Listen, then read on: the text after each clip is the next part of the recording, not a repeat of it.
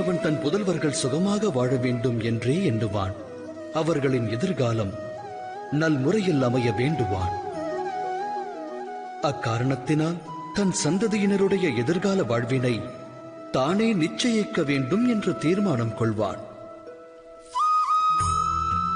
தந்தை எந்த பாதையை கடந்து வந்தானோ, எந்த பாதையில் கரடுமுரடான கற்களை கண்டானோ, தான் விழுந்தெழுந்து நடந்து வந்த மார்க்கம் எதுவோ அந்த மார்க்கத்தில் தான் மகனும் நடக்க வேண்டும் என்று வாரிசை ஈன்ற தந்தை எண்ணுவான். அது தவறல்ல, உத்தம எண்ணமாகும். எனினும் 3 விஷயங்களை குறித்து சிந்திப்பதற்கு அனைவரும் மறந்து விடுகின்றனர். அவை யாவை? முதலாவது, மார்க்கம் என்பது காலத்திற்கேற்ப மாறாதா? அந்த மாற்றத்தினால் மார்க்கத்தில் புது விளைவுகள் ஏற்படாதா?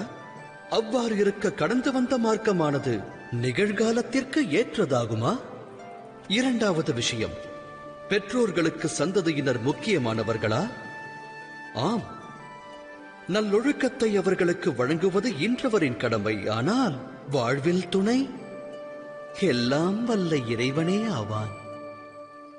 அவ்வாறு இருக்க தந்தைக்கு எவ்வழியில் வெற்றி கிட்டியதோ அதே வழியில் செல்வதால் பிள்ளைக்கும் வாழ்வில் வெற்றியானது கிடைத்து விடுமா? இறைவனே அறிவான். மூன்றாவது விஷயம், தடைகளை கடக்கும் அனுபவம் வாழ்வுக்கு நன்மையை தரும். வாழ்வை நல்வழிப்படுத்த அனுபவ பாடம் அவசியமாகும். எனில் ஈன்றவன் ஒருவன் தன் வாரிசை பிரச்சனை சிக்கல்களிலிருந்து விலக்கி வைப்பது புதல்வனுக்கு செய்யும் நன்மையா, இல்லை ஆபத்தை விளைவிப்பதா?